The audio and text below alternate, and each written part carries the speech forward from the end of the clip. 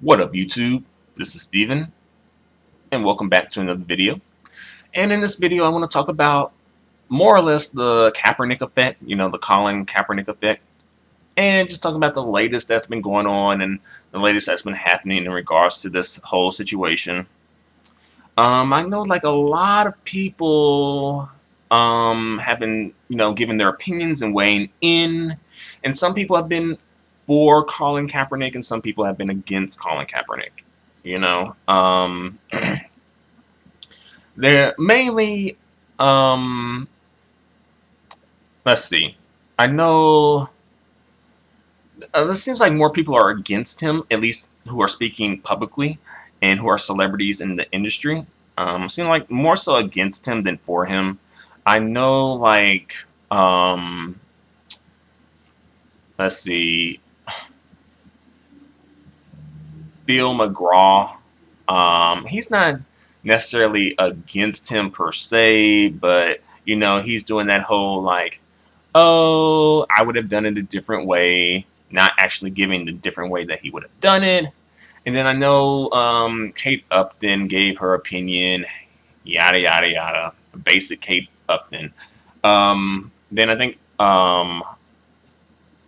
another person gave their opinion to oh yeah, like subhuman Ted Nugent dude.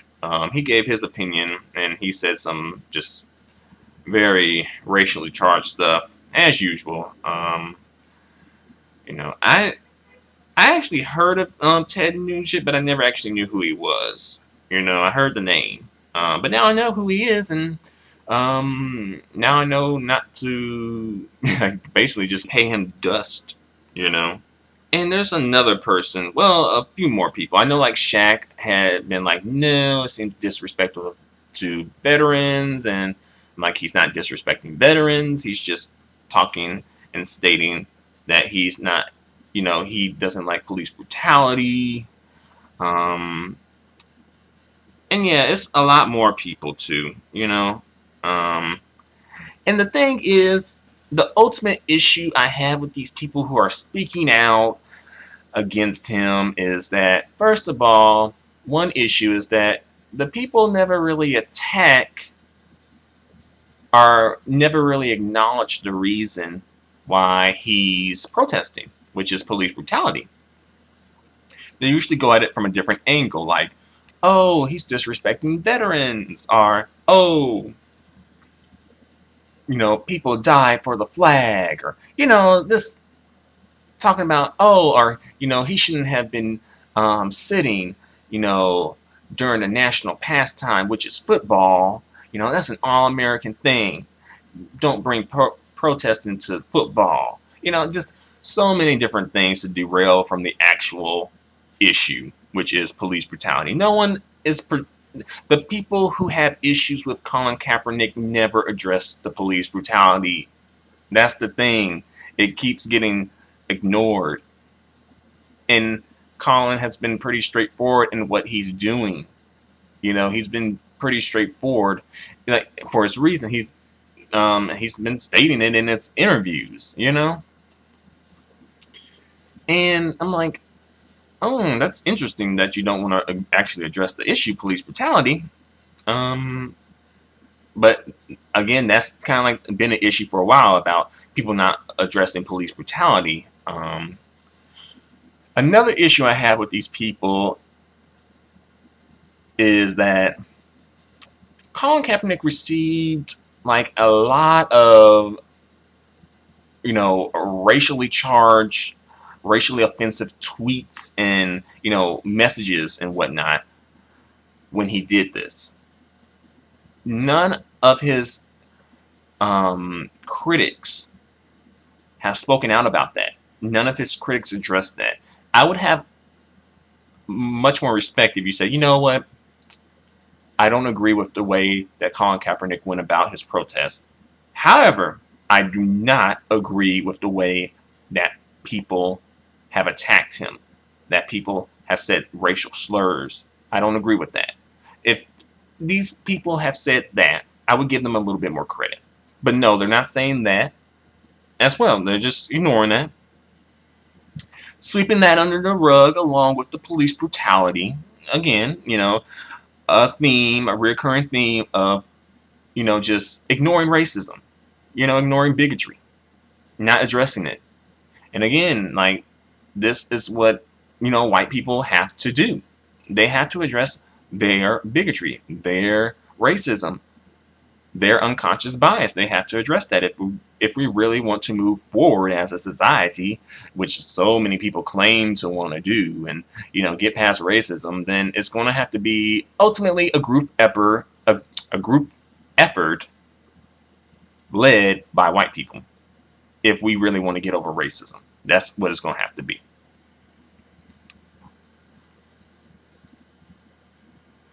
And then another issue I see coming, popping up is that, oh, well, Colin Kaepernick is like, he's rich. So what does he have to complain about? Which, again, is kind of like a paternalistic attitude that a lot of people, particularly white people, have when it comes to black people.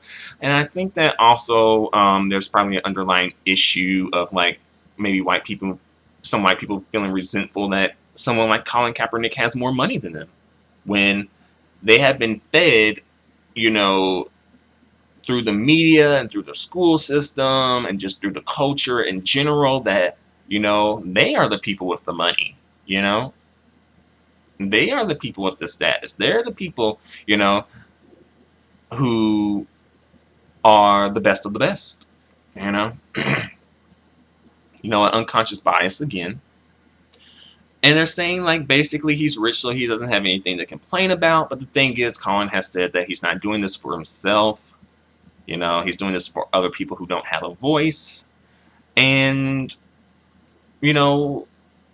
if he was white and he was doing this, would any of these issues come into play? If he was doing the same thing but was white, I don't think people would be bringing up his, like, finances. Like, why are you concerned about his finances? So basically, in a roundabout way, they're just telling him, look, be quiet. You got enough money. Be quiet. What are you complaining about? Be quiet. Again, the paternalistic attitude. Like, we know what's best for you. You need to be satisfied with what you have. Haven't we done enough for you? Kind of like that.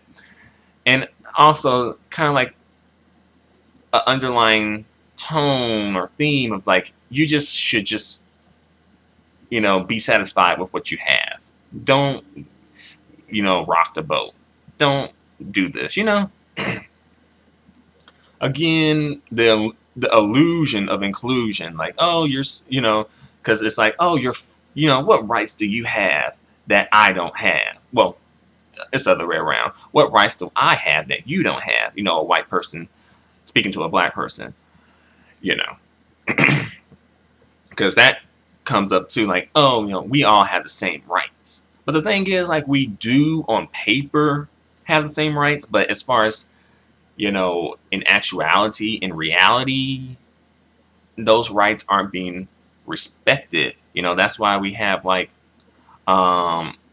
civil rights attorneys, because sometimes people don't respect people's civil rights and they have to go to court in order for them to get some justice because their civil rights were violated. It's not rocket science. It's not complicated. And also, I hear something coming up where it's like, oh, well, I wish he would come to the table with solutions, instead of just, talking about the problem. I'm like, is the solution is, like, extremely obvious. Hold people accountable. Hold the police who do these things accountable. Don't let them slide. Don't give them, time off with vacation for shooting black people or any other people. Hold them accountable. Take them to trial. Sentence them, give them a sentence that is, just. Don't just let them slide and keep doing this. Don't protect them. Don't. It's not that complicated. And as far as, like, because really Colin Kaepernick is just speaking about police brutality. That's it. The issue is not that complicated. People are making it seem way more complicated complicated than it is, but it's not. Black people just want justice, you know. And I heard that Sandra Bland's family is going to be receiving a $1.9 million settlement for the wrongful death. Which, I mean, I'm sure her family does appreciate having $9 million, but I'm sure they will appreciate their daughter a lot more than $1.9 million. You know, so I am happy to see that she has received at least a little bit of justice. You know, her family has received a little bit of justice. But what about, you know, has any of those cops been held accountable? Because the thing is, like, $1.9 million is a lot to us, but to the machine of white supremacy, that's just a drop in the bucket. You know, that ain't hurting white supremacy. Keep it real.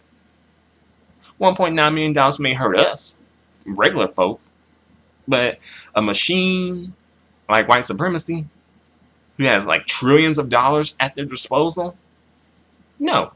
That's, like, again, a drop in the bucket. You know, that's chump change. That's like a penny on the floor to them. So, you know, they gave, you know, Sandra Bland's family a pretty penny, you know, a pretty shiny penny. I'm sure they'll appreciate, you know, having more money, but I'm sure they appreciate having justice for their daughter, you know, a lot more. All right, but that was a bit of a sidebar. I didn't really mean to go on that, but that's probably just, you know, something I just really wanted to speak on. Also, another issue that people seem to bring up is that, you know, Colin is, you know, quote unquote half white. I'm like, when has anybody, especially white people, when have white people ever said a half, you know, a mixed person or biracial person, mixed race, whatever you want to call it, mulatto, whatever you want to call it, when have they ever said that they were half white? Notice the vocabulary. Notice the vocabulary here. They always say, like, they usually say half black most of the time. They may say like biracial, mixed race, mixed, or something like that. But if they're saying half, it's like, oh, the half black person. They don't say half white. When have they ever said half white? But all of a sudden now half white is the vocabulary here. Especially with that Tommy Lauren chick who keeps mentioning that Colin is half white. And also, like, what? Why mention that? You know? What is the reasoning for mentioning that he's half white? Is it to say that, you know, you're half white, so, well, you kind of benefit from this, all this oppression here? Could that be an issue? Where they coming from? Or it's like, well, you're kind of like half of us, so, you know, why are you complaining? You know, why are you against us? You know, since you are half white, you know. Even though I'm pretty sure that those people would not see him as one of their family members, you know, one of their people, you know, or treat him as such. They'll treat him as an outsider. More than likely, he would be treated as someone non-white.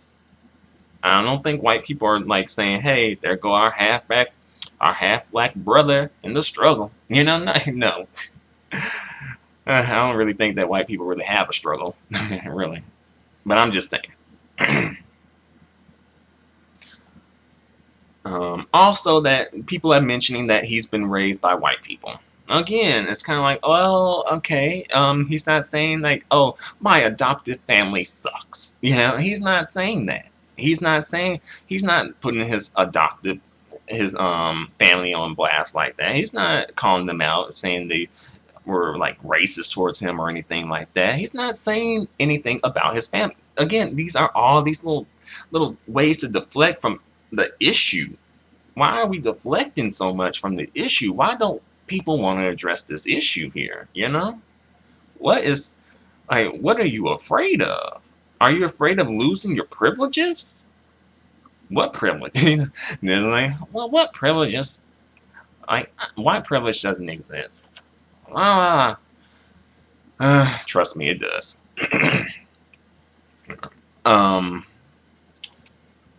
Let's see. I also hear some people saying that Colin is actually not half black or part black, that he's actually, you know, Arab, Arabic, like he's an Arab. But yeah, I seen that being thrown around too. Like, no, he's not black. He's Arabic. He's a Middle Easterner. You know, and I'm like, really? To be fair, I have heard that thrown around before this all happened. And some people were saying like he's passing. He's really Arabic, but he's saying that he's half white and half black. Me personally, if I saw him walking down the street, if I saw him in a store, if I just came across him in some form or fashion, not knowing who he is, just a random, just randomly, not knowing who he is, not knowing that he's Colin Kaepernick. Based on how he looks, I would say that hey, he's a mixed dude. He's mixed. All right, he's light skinned at least, and there is a difference between being light skinned and being mixed. There is a difference. I would say that being light skinned is like being multi-generational mixed, while being mixed is being first generational mixed. The phrases are used interchangeably, but there is a difference. At times, there is a difference, but at times they are used interchangeably. But again, there's a difference. Like Malcolm X is light skinned. Bob Marley is mixed. Because Malcolm X's mom was a white passing mixed woman, like black and white mixed, while his dad was black. While Bob Marley, on the other hand, he had a black mom and a white dad. So, again, another sidebar there. Sorry about that. But yeah. So yeah, I heard that being thrown around too. He's an Arab, And then some people have been bringing up. I've heard some articles bringing up that Colin Kaepernick, like a while back, said a racial slur to another footballer on the field, and he was fined $11,000. But then I also heard that there was actually no evidence of this racial slur ever happening, but he was still fined. Yada yada yada. Yeah, Colin Kaepernick wound up saying the N-word to another football player, Chicago Bears football player. From what I've heard, this is what people are reporting. And some people are trying to say like, oh, Colin Kaepernick can't talk about Donald Trump. He called someone the N-word. And I'm like, really? Really? Y'all ain't care about this up until now. Like, up until this point, y'all ain't give a damn about that. About Colin Kaepernick calling a black dude the N-word. And to be fair, I don't know the context of it, because to be fair, black people, especially black men, do use the word to refer to each other at times. Not every single instance, of course, but at times. Sometimes it's in a negative way. I'm assuming this was a negative way. That's why the fine is being, that's why there was a fine and whatnot. And plus, he's like on the other team too. So I'm assuming it's a negative way, not a positive way, But yeah, that probably is an issue within itself about, when light skin or mixed race people use the N-word, is it like, does it take on a different tone? Does it take on a different meaning?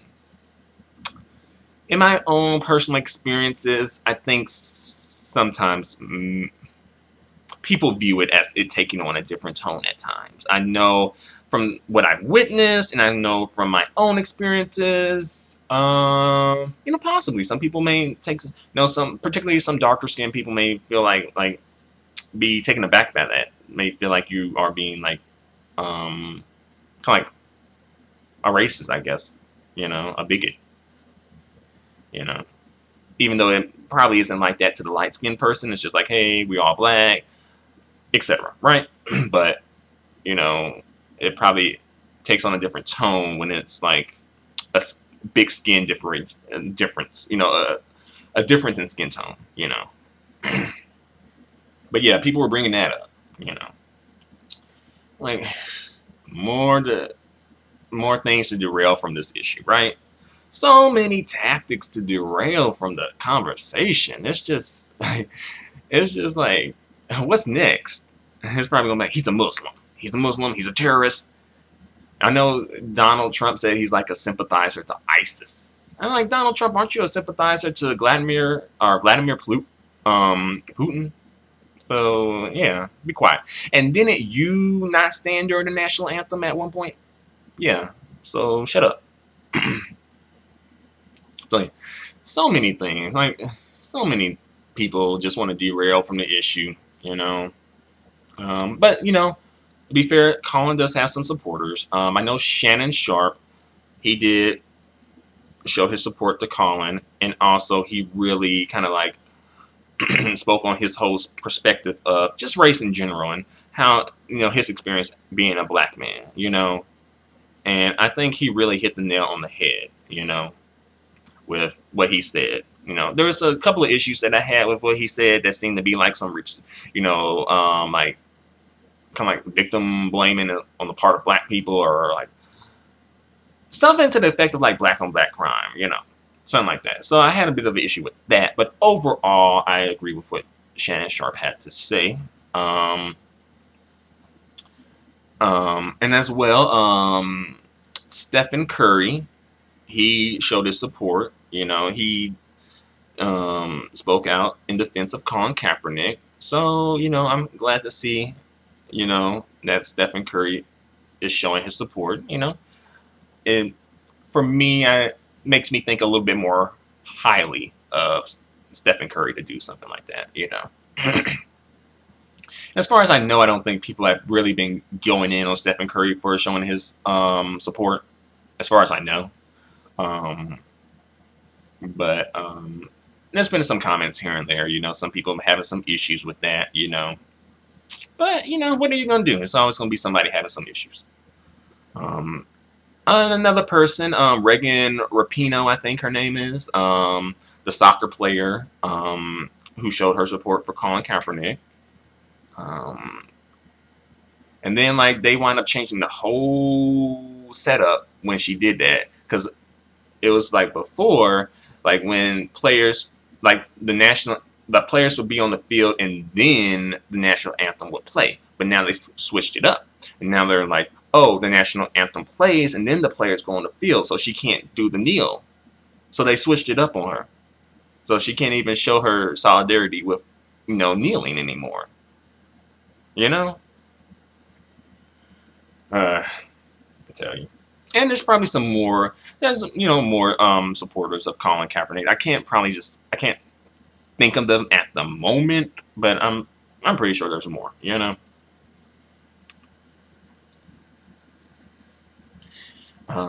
I will mention and talk about, like in the community, like in the black community, I think it's kind of like bringing up an issue of like, okay, who's black and who's not black? You know, like what is black in regards to the situation? Because some people, you know, I think ultimately people are with him, but some people may have some issues with Colin Kaepernick because he's not fully black, you know? And, you know, he has like a white mom, yada, yada, yada, you know, all that stuff. You know, and I think it's, you know, I think when it comes to like monoracial black people, you know, fully black people, I think there is a bit of suspicion when it comes to biracial people. Because, like, biracial people and light-skinned people, but more so biracial people, though. And like I said, there's a difference. And I think this overall suspicion is that maybe, like, some people are mad because they seem like they're playing both sides of the fence. Like, you're black one minute and then non-black the next minute, you know? And that, I can see people having some issues with that. Because it's like, well, it seems like you're just using the black community when it's convenient. And you're just using black people to get ahead, you know? And just using black people. And black people have been used enough and they don't want to be used anymore. And I can understand that, you know? And as well, it seems like, you know, biracial people will be taking opportunities away from black people, you know, especially black women. like biracial women taking opportunities from black women, especially. So I can understand those issues. And people have been making great points about it. Like, well, if something is black and white mixed together, it's not black and it's not white, it's gray. You know, making great points. And I think they have valid points. But you do have to remember that we do live under the system of white supremacy. And white supremacy, like under this system, biracial people are considered black. But I will say that their racial identity is somewhat in flux at times, because at one minute in some situations they might be clocked as being black, and in some situations they may be clocked as not being black. So the situation sort of could change based on who they're interacting with, you know. And again, I can understand some like fully black people have some issues with that, because you know it's like air of suspicion, because like, are you gonna like, are you here like, are you really down for us? I think that's ultimately one of the issues, you know, a big part of it. Like, are you really down for us like that? You know, are you just, you know, down to get some money, you know? And I think for me, ultimately, I do view, I guess, mixed race, biracial, and light-skinned people as being black people, you know? I am probably coming from a biased perspective, but I do, and you know, especially if they claim it. Like, if they're claiming it and they seem to be, you know, living a black life, then I would say, yeah, you know. And Colin Kaepernick seems to be claiming it and seems to be living a black life, because he could have just tried to just go along and just pretend like he ain't, you know, like, oh, I'm, you know, mixed, and you know, I don't claim one side more than the other. You know, I want to claim all of my heritage, you know, that stuff. He could have been like that, but I'll say that he did put a target on his shoulder, like put a target on himself. You know, he did put himself out there, you know, and he did speak up on an issue that needs to be addressed, you know. But then some people are like, well, we have to be careful of making biracial people the face of our movements, you know? True, true. True. Yeah, I would say that is true, you know?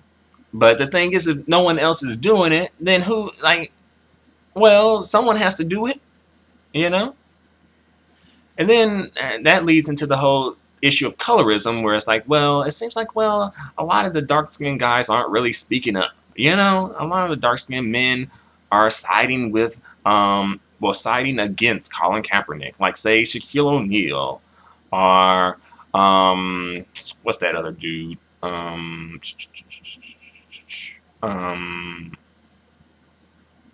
Ray Lewis, you know, Cam Newton, you know. And some people are just like, well, you know, how, like, well, like, if people, like, if, like, someone has to do it, you know, someone has to step up, you know. And I guess Colin said, hey, why not me? Why not me? You know? So I can't be mad at him for that, because he may have been thinking, well, where are the people at? Where they at? Now I think, you know, people hold darker skinned people to a higher standard and hold them more accountable when it comes to situations like this, speaking out. And I guess it's because it seems like they would be the people who are more invested in the black community versus, say, biracial or light-skinned people. But, you know, it doesn't always work like that, you know. Skin tone is not, like, we do put a lot of weight on skin tone. Let's keep it real. Like, in and outside of the community, we do. And we use skin tone to say, like, a lot of things, or to read a lot into things, you know, like, oh, someone is really masculine if they have, like, really dark skin a lot of times, or someone's really feminine and they have really light skin, or someone's really aggressive if they have dark skin, or someone is really nice polite and, you know, almost docile if they have light skin. You know, so many, like, so many, like, what's the word? Like, so many qualities are associated with skin tone, you know?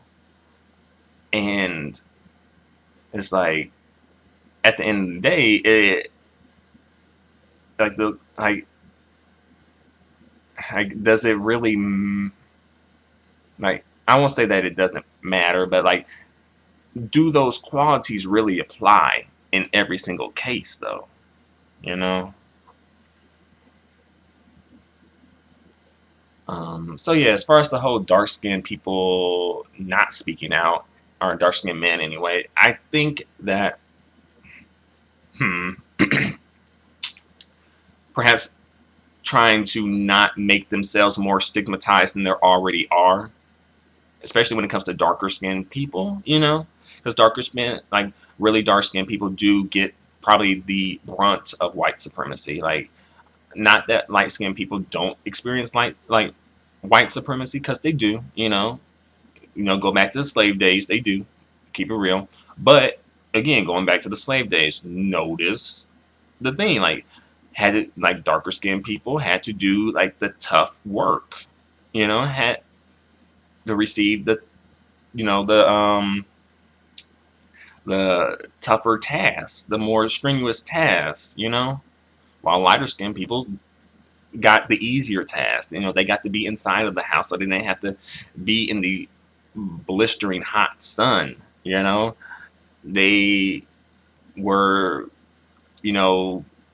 the people that the owner used when he would entertain guests and use them as like the help or the servants. They would be kind of like, the more acceptable slave, and again, they're both enslaved, but there is a status difference. And I think when it comes to like clocking colorism and light skin privilege, like, that sort of blurs the line. That sort of muddies the water, where it makes it hard for people to clock light skin privilege, because like both groups are oppressed, but one group is less oppressed than the other, even though they're kind of like considered one and the same many times. But there is like a level of oppression that goes on where, like, if you notice, like, a lot of lighter skinned people back then were more likely to be left in like the wheel, to receive some type of money from the owners. They as well were more likely to be educated. I know, like, it's rumored that George Washington had a black son, and his family, while George Washington himself was probably not involved in his life, I know, like, George Washington's family, I think they did look out for him. He wound up being able to be educated and have his freedom at the age of 21, and there's a whole story on that.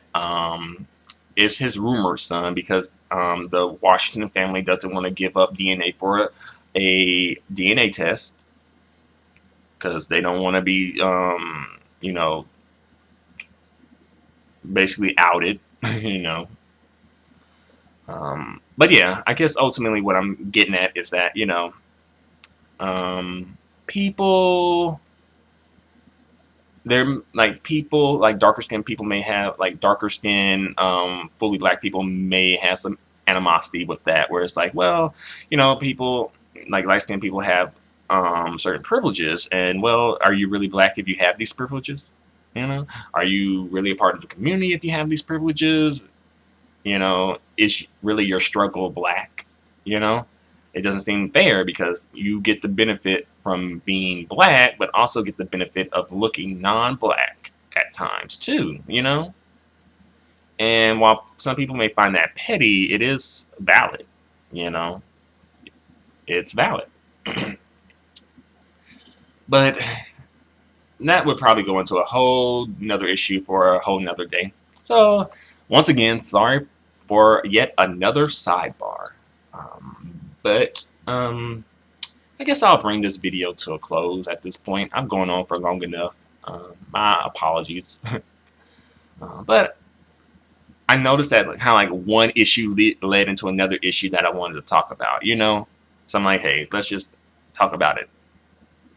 But overall, I agree with what he's doing. And one thing I'll mention that the YouTube user, the Jedi, mentioned, for me, I felt like I was getting a positive vibe from Colin Kaepernick. You know, a vibe of like, you know, sincerity. You know, a vibe like he seems like he was really genuine about what he's doing. I did get that vibe. And I noticed in one of the videos that I looked at from the Jedi, the YouTube user, the Jedi, he mentioned that too. He picked up on that too. So I'm like, okay. And he also mentioned like his body language and stuff too. Seeing like ultimately it seems like he is sincere in what he's doing and what he's saying, you know. And also another thing that people bring up is that, oh, why didn't he do this before? Why he's want to do this now? He's just trying to protect his career, you know, because he's going to get cut next year. And, you know, that is an issue. True. That isn't, you know, that's something to be wary of because, you know, there are people who come in and ride the movement just for money. However, I would say that you don't come to the table fully equipped. Like, you have to go through an evolution process. You know, you're not the same person you are at 10 as you are at 20, as you are at 30, 40, 50, etc. Like, it's a process, you know. At one point, I think Colin was asleep. He wasn't woke, you know. Somewhere along the line, he got woke, you know. And I'm sure Colin probably has some tales to tell about his experience regarding race. He may have been heard some, you know, jokes, you know, some black jokes that were just really offensive. He may have experienced some things, you know, people maybe in the form of microaggressions, maybe in the form of actual aggressions. We don't know. We don't know his true experience, though, you know. So ultimately, I would say, you know, if you're a black person and you have issues with Colin Kaepernick, I would say, you know, I say if you have issues because he's part black and not fully black, I say at least kind of like give him some support. You know, don't totally throw him to the wolves just because he's not fully black. You know, because he is speaking up on issues that really need to be addressed and that full black people aren't speaking on. You know, so cut him some slack. You know, a little bit of slack. And if you're a white person who have issues with Colin Kaepernick, I would say, why? What makes you uncomfortable? You know, is it, you know, the police brutality part that makes you uncomfortable? Him calling out police brutality and you maybe feeling like you're somewhat incriminated in that? Or incriminated in a system that benefits you? Or maybe, because a lot of white people are kind of like making up so many stories about so many things, and it's just like, can we just keep it real? You know, like, you know, like, can I have your honesty? You know, honesty don't cost nothing. Honesty is free. Can I have it? Can you give me your honesty? But true, some of these folks, some of these white people, it's either deflection, projection, or deception, or all three, you know. Again, you know, not all people are the same, but I do see that as a reoccurring theme when it comes to when situations like this come up, though. But yeah, let me end this video. So thanks a lot for watching, you guys. Feel free to comment. Feel free to subscribe. Feel free to give me a thumbs up. Your feedback and support are extremely appreciated and extremely valued. Until the next video, adios and goodbye for now.